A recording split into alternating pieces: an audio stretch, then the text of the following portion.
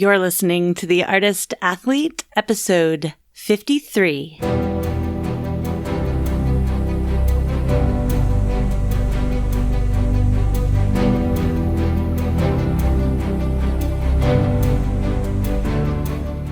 This podcast is dedicated to Circus. Every week, I interview a professional in the circus industry, sharing stories of success and failure, viewpoints about art and the world, and information about this growing industry. Hey friends, fans, and enemies, I'm Shannon McKenna. I'm the host of the Artist Athlete podcast and the founder of theartistathlete.com. My guest this week is Matthew Richardson. Matthew saw a Cirque du Soleil show at 18 and became obsessed. After he graduated college, he found a place to begin aerial classes. His training took him first to the San Francisco Circus Center and then to Montreal to train Cyr Wheel. And he describes what Cyr Wheel is in the interview. He was accepted to the international festival Cirque de Demain, and from there his career took off in the most inspiring way. Seriously, guys, I don't want to give anything away because Matthew tells it all so well in the interview.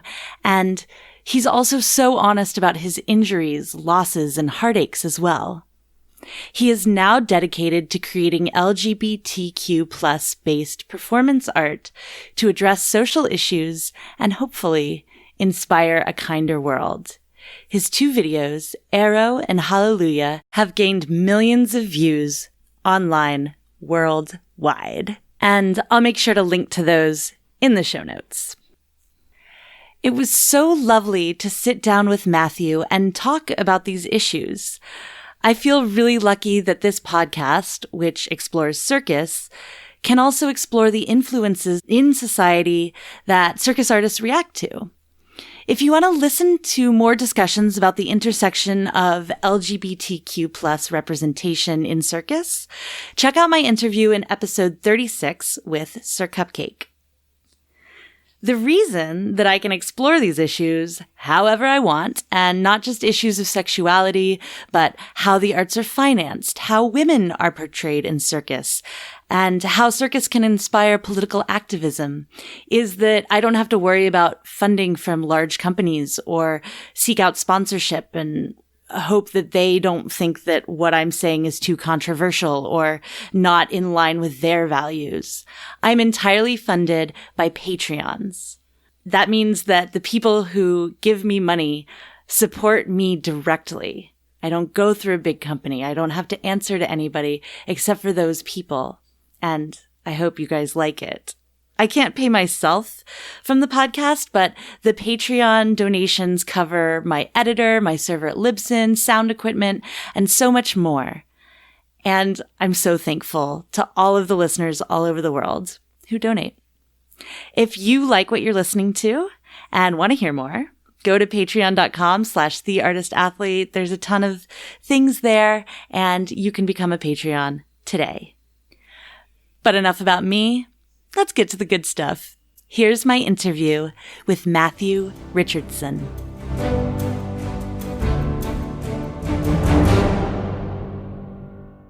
Matthew Richardson. Yes. Welcome to the Artist Athlete podcast. Thank you. Yay. I'm excited to be here.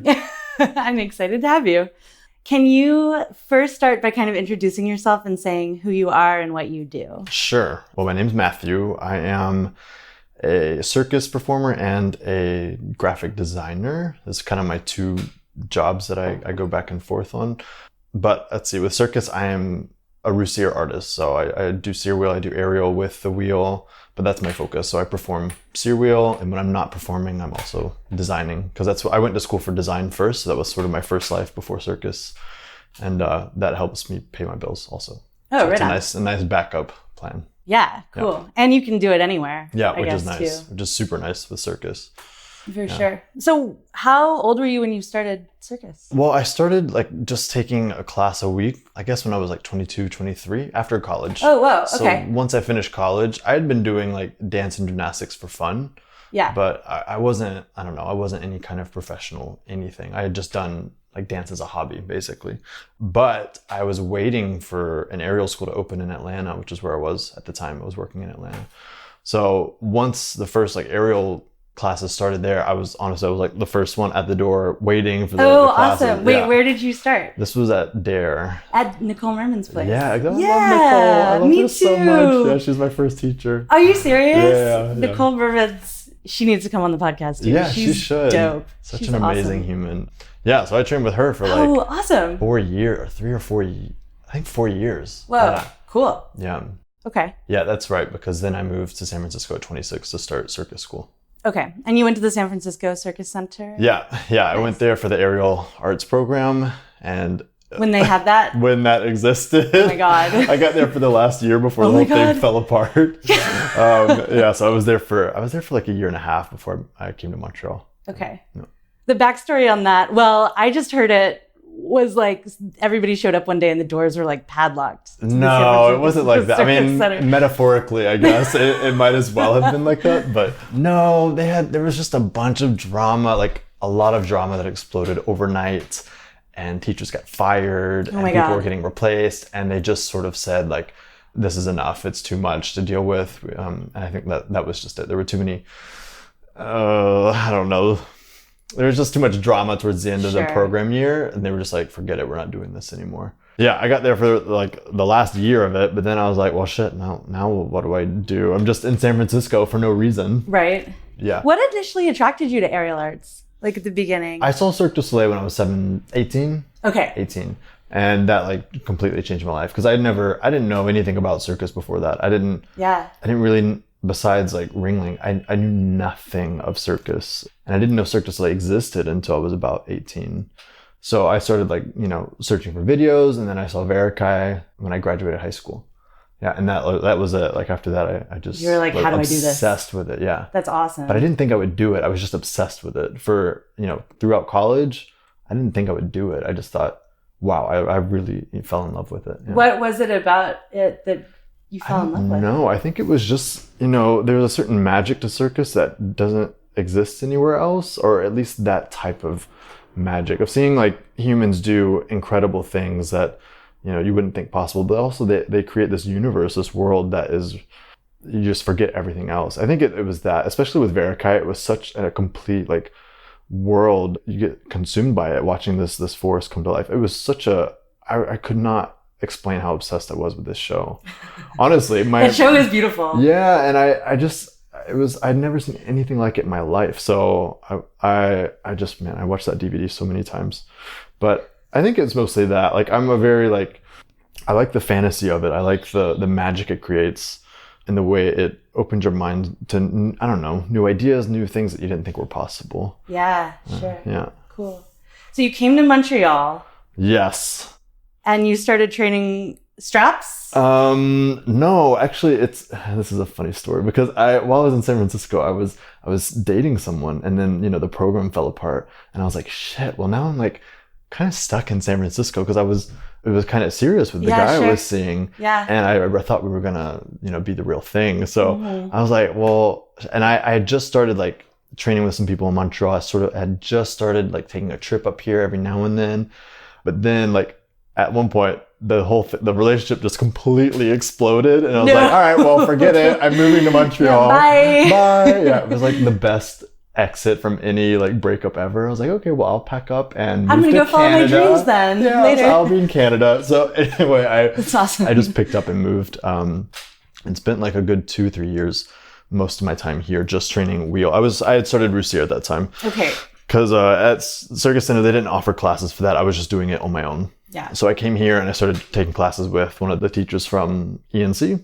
And I had met him at some, wheel like conference, basically. It was like a training weekend in Chicago for wheel artists. Okay, nice. It's a weird story. But yeah, I ended up coming here basically just to train with him. And then that's all I did for like 2 years. Whoa. Was just training with him. Yeah. And I trained all the time. I trained nonstop it was crazy. Yeah. I had little contracts during that time, but most of it, I was just here in this gym working all the time. Whoa. Yeah. For those of people who may not know what a Roussier is, can you explain it? Yeah. So a sear wheel, or Roussier, which is the same thing in French, it's basically just a big, shiny hoop, and I think almost everyone has seen it now. It's a big wheel / ring / hoop that someone stands in, spins, and it sort of does coin-like movements and spinning. That's how I always explain it to someone who doesn't know circus. I'm like, it's a big hoop, you stand inside of it and hold on, and then you spin. And then they're like, awesome. Oh yeah. I love that when you have to be like, when I explain tissue to people, and I'm like, it's those colorful ribbon things, they hang and people do like flips and stuff in them. Yeah, and part of me feels ashamed to say it right? like that, but also it's not that simple. But you have to, so that they know. I'm like, it's a big shiny hoop, I spin in it, that's what it is. Totally. Yeah. Cool. What do you think it was? I'm interested, because you said you'd done some dance when you were little. Yeah. What was it that made you train or like work so hard for so many hours during that time? With circus or with dance? With circus. Like, did you have that discipline, like athletic discipline from previous I think it was mostly just that. Well, the atmosphere in Montreal is really amazing, and that you see how incredible people can be. So I could see the potential, and I could see how far I had to go. Yeah. So I think it was just that I was surrounded by artists that I really looked up to. Cool. And I could see, I could see the finish line of where I wanted, and I knew I wasn't there yet. So it was more that I knew my goal was to be a performer, and I could tell how much work had to be done to get it. So I think that's just it. And I would slowly start working, but I would say it was a good solid 2 years of just really training hard. Yeah. And how did you know when you were at that place? I mean, I don't think I ever felt quite finished. I think if you're any artist is never quite happy with, you can always see room for improvement. You can see every error. You can see everything that you don't like about your act. You always see what you're missing compared to other artists. There's so many artists I admire, and I'm like, oh God, I don't have this quality, or I don't quite have that level of I don't know, professionalism or control with your body. There's a lot of things I still wish I was better at. So I don't think I ever felt like I finished training, but I definitely at one point realized I didn't want to train anymore. I was like, I think I've trained enough. You're like, I wonder what outside looks like. Yeah, exactly. I'm like, I think it's been enough. I think I'm good. And I still, I train when I have a show, but otherwise I don't spend hours on my wheel anymore. I can't. I don't have that same like drive to practice for hours and hours anymore. I feel like, okay, I did my time. Yeah, for sure. I feel like I'm all right now. I'm good enough is what I think I feel like. You're like, I'm fine. Yeah, it's enough. Fine. It's enough. I'm working. So you said you had little contracts here and there. What was your first big contract? I mean, my first big opportunity was definitely the Cirque de Demain in Paris. That festival was the biggest. And for people who don't know what that is, it's basically kind of like the Super Bowl for circus artists. It's like, oh my God, I love that. It's like this, this glamorous, prestigious competition event where you go and fight to the death with your circus. But really, and they put you in a cage. Yeah, and everybody release you. Oh my God, I would watch that for sure. Yeah, me too. But I think that's kind of what it seems like in the circus world. It's like the biggest, best thing you can do, and that sort of sets your reputation. So there's so much pressure for that event, and I just honestly I got it by such a strike of luck, I think, because I wasn't quite finished with my training even when I applied. I did my first little video just to apply for that festival. Oh. I didn't think I would get it, but I did. And so then I was like, oh no. Okay. But I had about 3 months before so I just trained, I trained so much. I trained like crazy. And even now, actually, when I watch, I wasn't happy with my performance then, but now when I watch it, I'm like, okay, I was fine. Yeah. I did hard things, and I'm like, I didn't mess up, but yeah. And that was like your Silver Surfer. Silver Surfer, yes. Right? And honestly, I think the only reason I get in is because I was painted silver. I mean, I think that's what got their attention. Yeah. I think that's what got their attention, is that I was shiny and silver. But what was that idea? Was it the Silver Surfer? No, it wasn't. I mean, it wasn't supposed to be Silver Surfer, but essentially it was. I did a performance where I was painted all silver at circus school. Mm-hmm. And that concept was sort of, I know it sounds sort of silly, I guess, but it was sort of like a being from another place that was in complete solitude. Cool. And nothing else existed except for like rubble and leftovers from the civilization. So it was sort of like this post-apocalyptic being from another world who was completely alone. Yeah. That was the idea. And when I did it with Sear Wheel, it sort of just evolved. It was very much the same in my head. And in the back of my mind, it is, in a way, also a queer concept, because it's about feeling completely isolated and different, but still being strong and proud of who you are. It's sort of like that, like being completely strange and different, but feeling good and looking good that, too. Yeah, looking good. And so I don't know, it was sort of a simple, I don't know, a weird concept. I didn't really tell many people what the concept was originally, but that's where it came from. It came from my first like circus performance in school. Cool. That is a really interesting thing. I find sometimes I make work or I make acts and stuff and I have this idea, but it's almost like that idea is the most vulnerable part of the work. In some way. You ever and I didn't want to tell people what I didn't want to. Because it feels silly or stupid or something. Yeah, you don't want to say it, but yeah. And I felt like it told enough of a story by itself. Like, even if you had no idea what it was about, like you could feel something from it. And it's such a cool image too. I'm wondering, like, how much of your graphic design work influences like your act creation. Well, I think I think it does influence what I do because I always try to do something that is visually graphic, or at least uses pigment, or everything that I do in my solos. It is in some way very focused on what the visual creation is. So, when I did silver, it was really just so I blended with the equipment. I wanted to look like one piece of like connected to my wheel. And I liked that look. I liked that, making my body completely like shiny to match the texture of the wheel. I thought it looked really cool. And most people who see it in person, like, think it is a striking image. For sure. It is really cool. So I like to do things like that are an interesting image just by itself before I even do the act, just because, I don't know, I like to make sure I have something that makes me look different than other artists, especially now because there's so many wheel artists. There's so many amazing wheel artists. So you gotta figure something out to oh my God, stand so apart. true. Yeah, dude. So you did Demain. Yeah. And from that, I'm sure just opportunities were everywhere. Yeah, I don't know. I got, This is my idea of what happens, is you go to the festival, you perform, and you get like whatever certificate or merit or medal or any cute thing you get. And then like all of the people who like, I went to Demain as just like a little circus artist being like, who's who? What's there? What is this about? Yeah.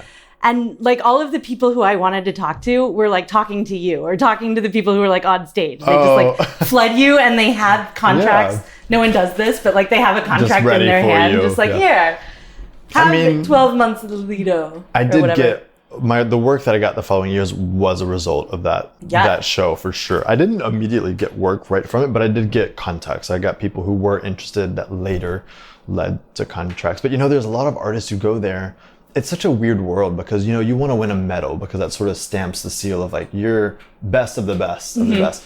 I didn't medal. I won a prize, but I didn't. So I kind of felt like I lost, but in the end, I still got my dream job afterwards. So it doesn't matter what happens there. Like you really can get a lot from it. Or just being there, I feel like it's so cool. It sounds stupid to say, but if you just get in that festival, you're fine. You've done, as long as you don't blow up and embarrass yourself.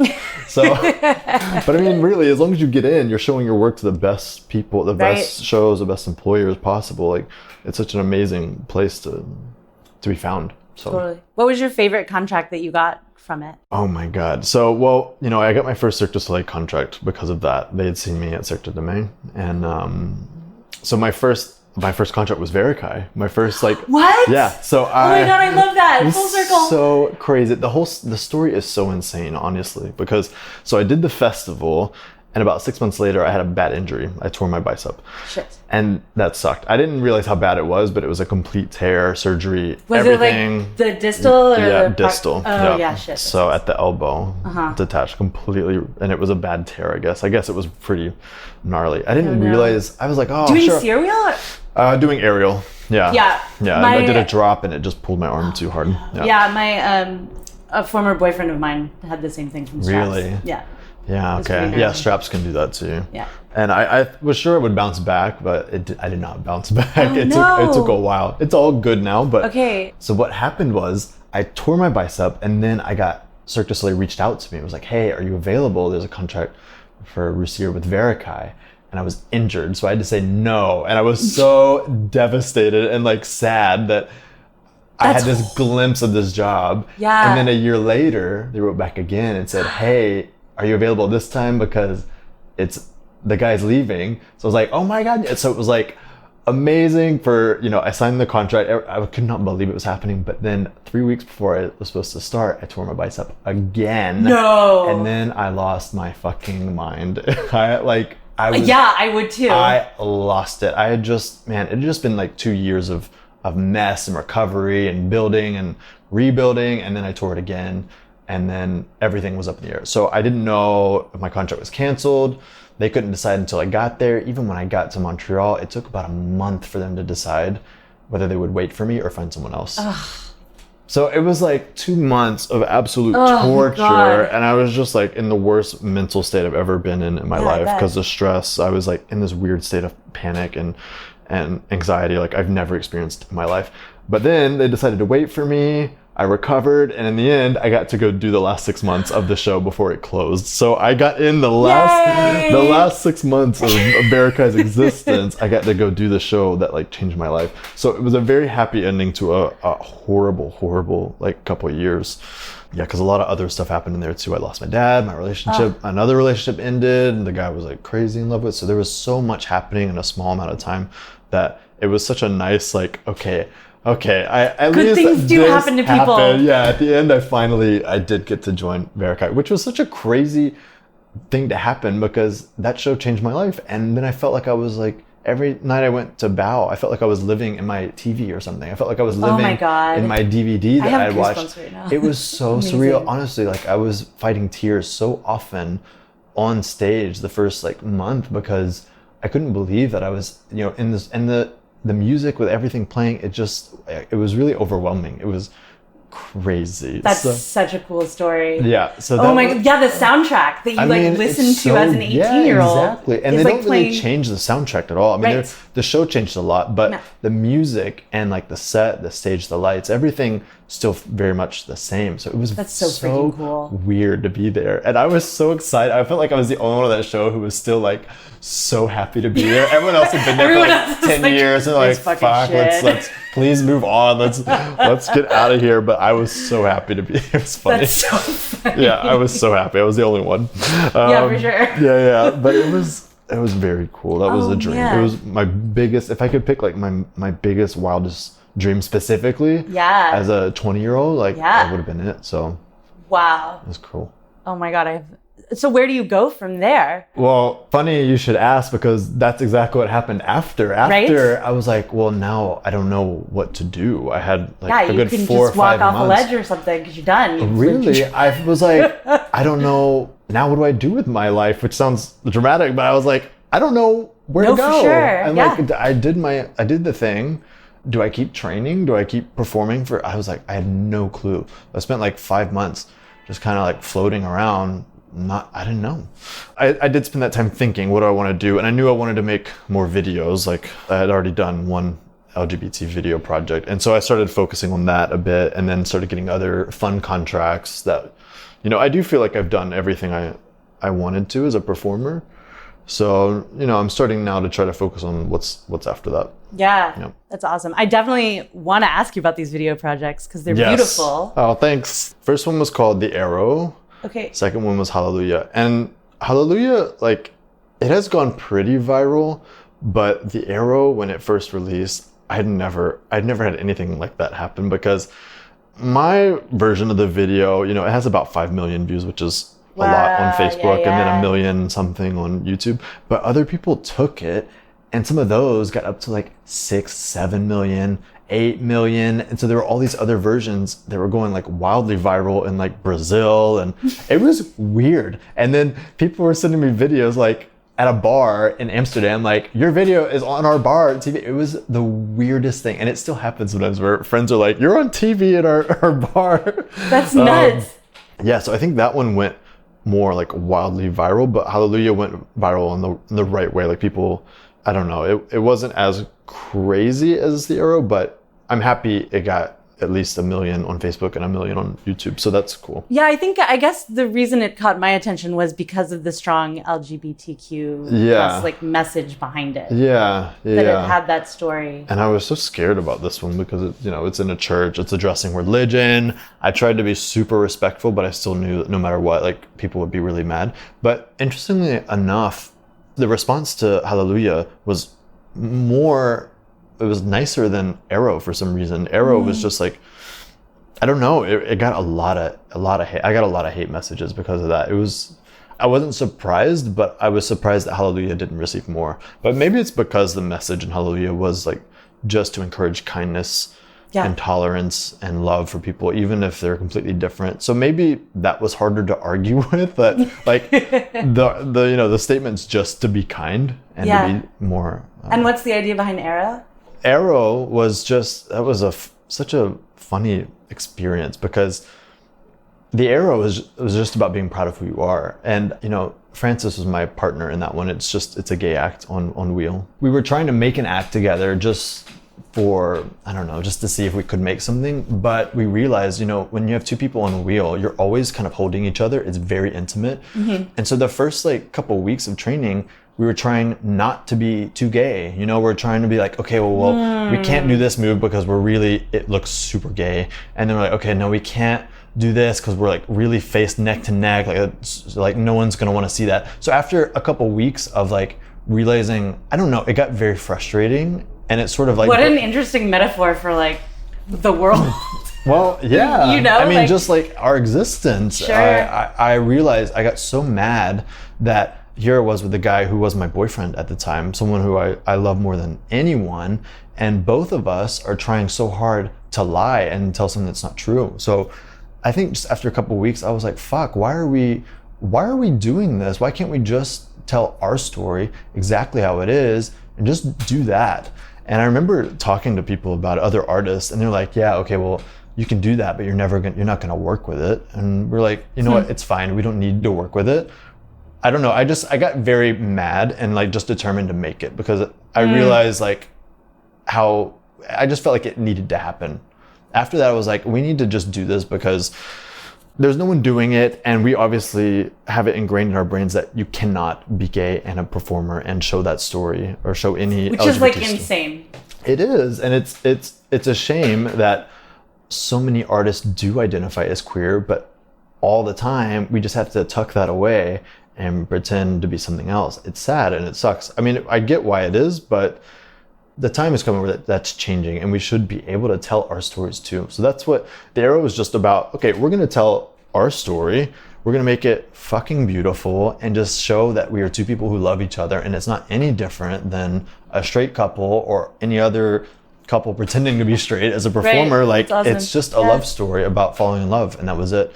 But of course, people don't like that when two guys are kissing. And it was very like, we did it. It was sort of like, I don't know. We did it. We knew what we were doing. Like, I was like, we are going to just, we're going to go all the way with this. Like, I'm not going to like tiptoe around. Like, no, we're going to do it and go for it.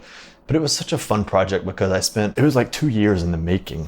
Really? Yeah. Because we were going to film one summer, but then I had my injury. So the whole thing got canceled. Then we split up. Okay. So then it got double canceled. Yeah. But actually our split it was not a bad split. We never had anything bad happen. So we were still super close after that. We still loved each other very much.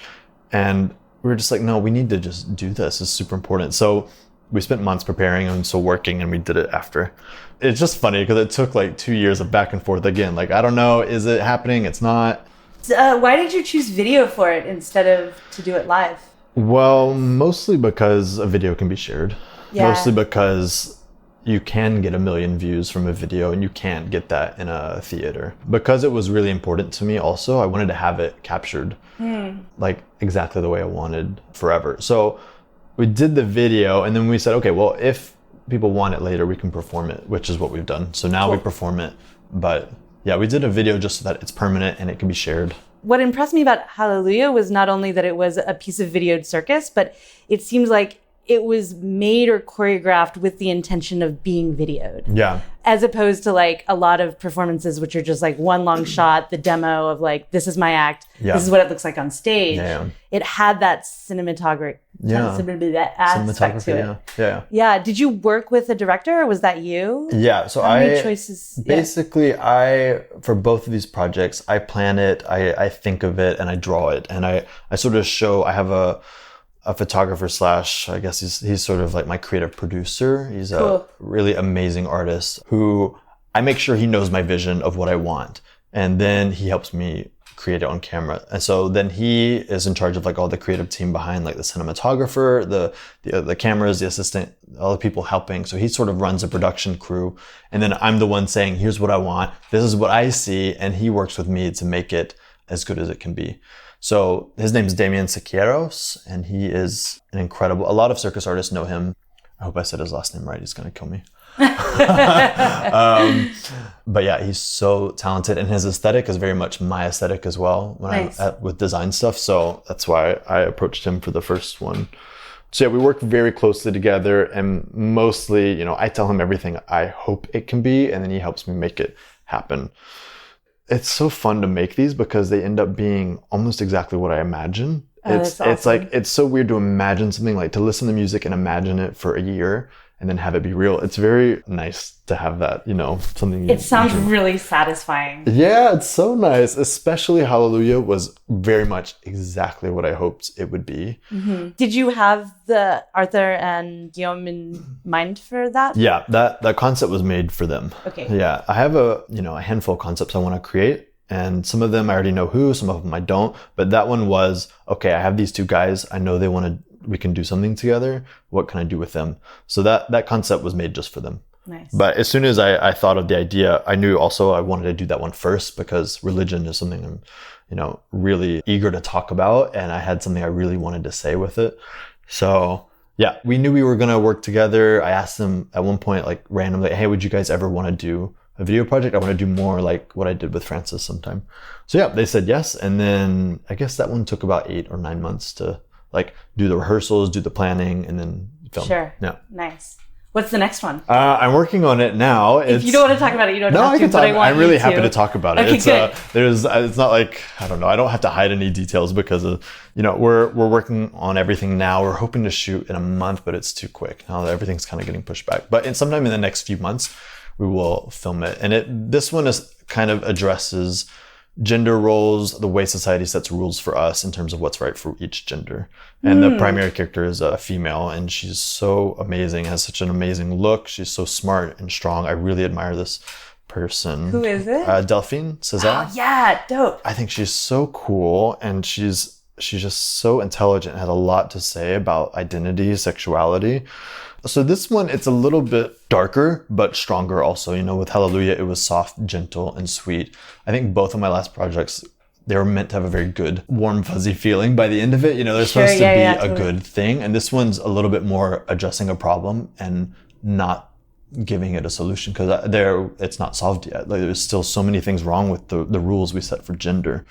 So that's it. It's basically addressing all these rules our world has created and just asking why they exist. And that's it. But it's going to be a darker, stronger piece. It sort of feels like a conditioning room, like a sort of like a prison, almost like a cell that's just made to condition a person to know what's right or wrong for their gender. Whoa. That's sort of the idea. So we'll see. I think it's going to be very cool because a lot of it is done with these like glowing beams, and it's going to be. I think it's going to be nice.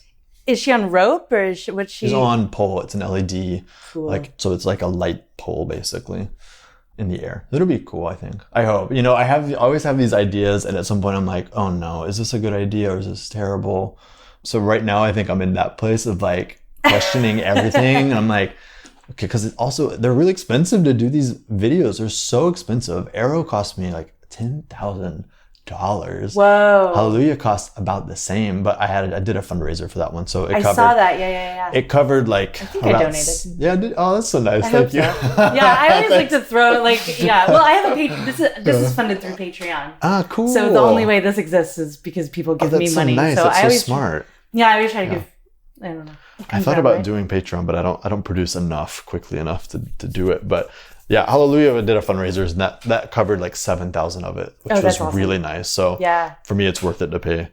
But I could not keep doing them without that kind of support. So it was so nice. People funded it anyway. So yeah, I want to do more. They're coming. That's awesome. And then one day you'll have this whole this I have 6 total planned right now, and I'm hoping by that point they're either self-sustainable for me to keep going, or that new opportunities have come from it, or that it can start building itself into its own show, sort of like a...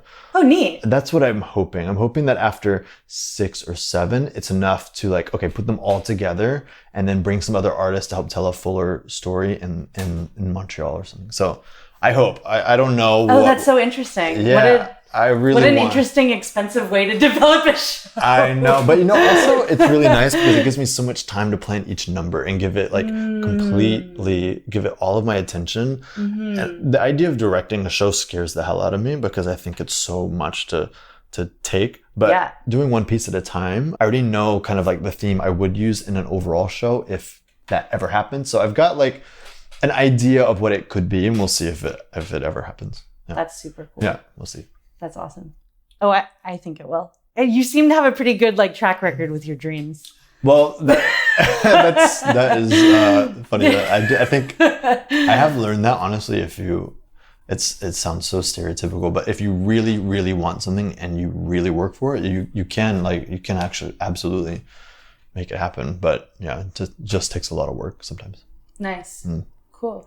And for your own performing career, you were doing something with Cirque where you were in drag recently? Yeah, what was that all about? That was probably the coolest job of my life. It's funny, when I finished Verica, I was like, well, there's nothing else I want to do. I don't know what else could be better. Sure. But honestly, I think my last job with Cirque du Soleil was better because I got to like live this crazy fantasy of being a drag queen. I was a main character in the show, so I got to open the show with like 5 minutes on a microphone, just chatting, just talking. Yeah. So just 5 minutes of like nonsense on a microphone.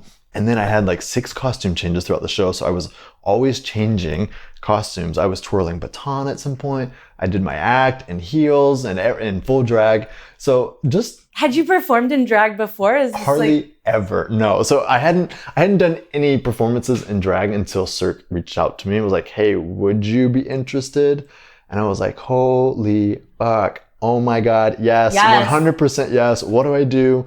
But yeah, so that story is funny too, but it's long. So anyway, they reached out to me and I was like, oh my God, I need to do drag right now. I had done drag for like Halloweens and just for jokes and like just for like parties, just for fun. Totally. But I'd never done like real drag. I'd never done like a show with people or anything. I just did it to be silly occasionally. But I guess during Verica, I did it during Verica at some party, and I guess that's how they found out. Like, someone from Cirque said, "Oh, there's this one guy who did drag at our show." And like, I did it as a joke. But yeah, so then I very quickly started doing drag shows. Like, my friend helped me dress me up in LA, and I did a whole bunch of shows in like 1 week and got the job. But it was the coolest like fantasy job ever because like Cirque du Soleil doesn't have drag jobs. No. Like, they don't. They have one. No, talk about like exploring gender and stereotypes and all of that. It was so cool. Yeah. I was so proud of them for allowing that. The show concept was amazing. Yeah, I just felt very lucky to have that role in Cirque du Soleil, which you just don't see that ever. Was it like for a 45 Degrees project? Yeah. Okay. Yeah, it was a 45 show. The show they do in Andorra every year. Oh, gotcha. So it was like just a quick 6-week contract.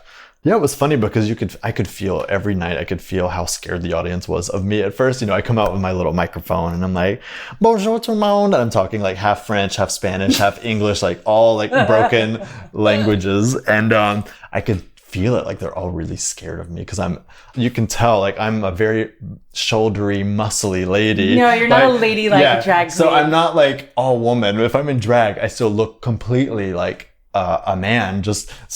And it was meant to be that. It was meant to be like a gender bent character. It was sort of like half man, half woman. Supposed to represent love, like Cupid, basically. Cool. So it was like the personification of love in a person. So it was like, I was like the drag version of Cupid, basically. And, but it was just fun because everyone was so scared at first. The whole audience was like, you could just see in their eyes that they were not sure. But then my act was right after the intro. So by the end of my act, they loved it. They were like, they thought I was just a clown for the show, but then I did my act and I think it would change their minds every night. So after my act, it was like, I had them. It was a cool job. That's awesome. That was a very fun job. Oh, fun. Yeah. Sweet. Yeah, I don't know how that happened. I felt very lucky to get that one. Yeah, for sure. Felt very lucky. Oh, that's awesome. Yeah, I think because I donated money, like you would pop up on my feed every once in a while on Facebook. And I was cool. like, what is Cirque du Soleil doing with drag queens now? Are they hopping on like the RuPaul like train or what? Yeah, I don't know. So that's cool to hear that. Yeah, I felt like so lucky. My God, the one like drag job they have. Nice. Yeah. There the you go. one time they do something like that, yeah. Cool. Very well, cool. I'm going to wrap up. Yeah. But I have one last question that I always ask everyone. Yes. Which is, what advice would you give to yourself at the beginning of your career? Oh no. I know, right? God, you know what? I would say the harder parts of my career have honestly been dealing with more life issues than career issues. Like having the courage to keep working and keep pushing for that dream when, life is falling apart for whatever reason. Those have been the harder times. So I think I would give myself more life advice than career advice. And that is honestly just to keep going. And everyone kept telling me like things are going to be fine. I would never believe them, but actually I think I would tell myself that when people are telling you it's going to be okay, just keep going for what you want. I would say to believe them and let these people, That's awesome. really believe their advice. As bad as things can get, that time will pass and it will be different later. Yeah, that was going to be my question to you when you started talking about, because like definitely those dark times are real. Yeah. And like I wanted to ask you, how did you keep going? How did you not just like throw in the towel and we're like, you know what? I only got 2 biceps. They're both gone. So like, what the fuck? Yeah.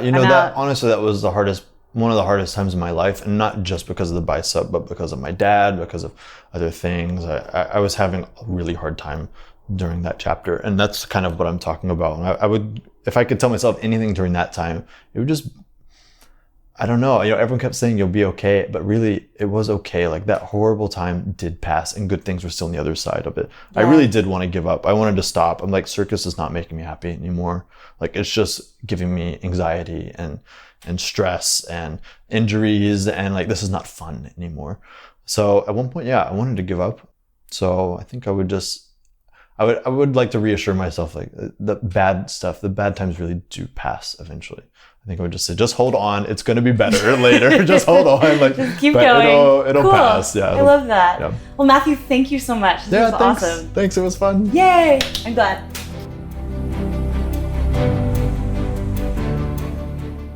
That was my interview with Matthew Richardson.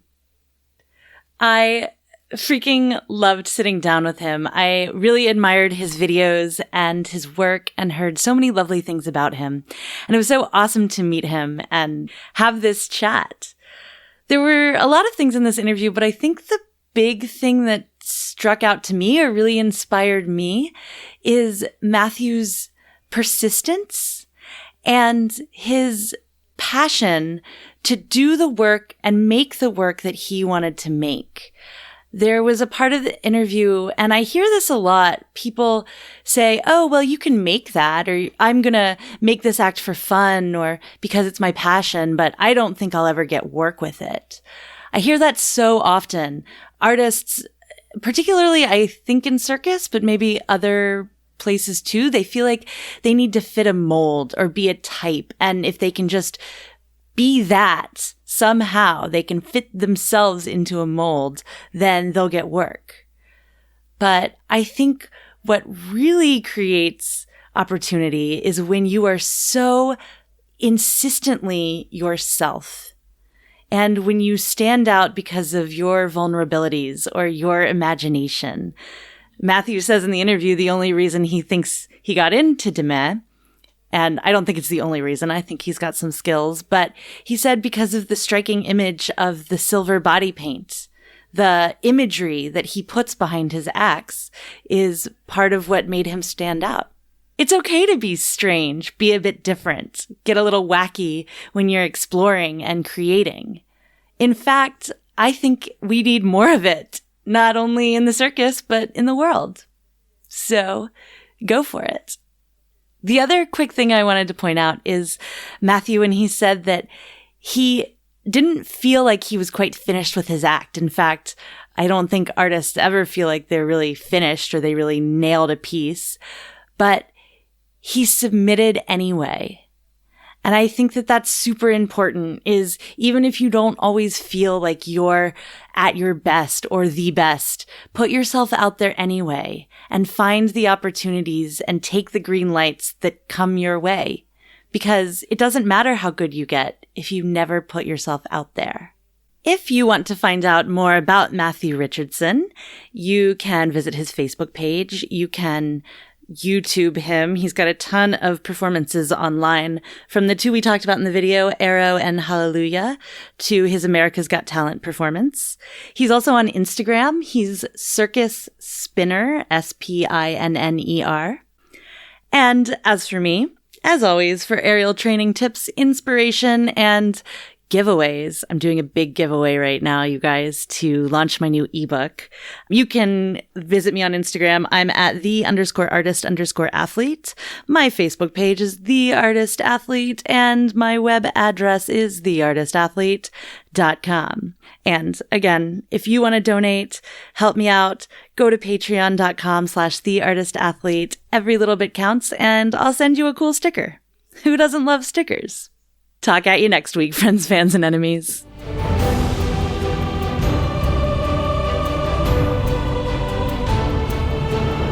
The Artist Athlete podcast is supported solely by donations from people like you. Here's what some of those people have to say. Aloha! My name is Beth Russell, and I live on the beautiful island of Maui, Hawaii. I am an aerial artist and movement instructor specializing in chakra yoga to keep me balanced and grounded. I play with silks, trapeze, lyra, rope, acro, aerial yoga and dance, slacklining, pole, bungee, and climbing. Really anything that goes up and allows me to explore 3D space. You can find my dedicated aerial page on Instagram at Maui Aerialist. If you find yourself coming to Maui, let's play. Hey there, friends, fans, and enemies. This is Chris Alston, Patreon of the Artist Athlete podcast. Straps artist and lyra performer and acrobat out of Greenville, South Carolina. So, if you're ever passing through, make sure to stop in and see me and my friends. We have a wonderful space, and we'd love to see you. Hi, my name is Erica Lee. I'm from St. Louis, Missouri, and I'm an aerialist. I teach performing arts to elementary school during the day and do pole and slings and rope by night. I really like the Artist Athlete podcast because it gives me a lot of circus goals to look forward to. It gives me a lot of insight on what's going on around the world in circus. And that's why I'm Patreon. Hello, all. Thank you for tuning in to the Artist Athlete podcast. I am Opal Schwartz from Minneapolis, Minnesota. If you're ever in the cities, feel free to stop by the Aviary Minneapolis. It's a great time. With that, I hope you all have a wonderful rest of your week, and goodbye.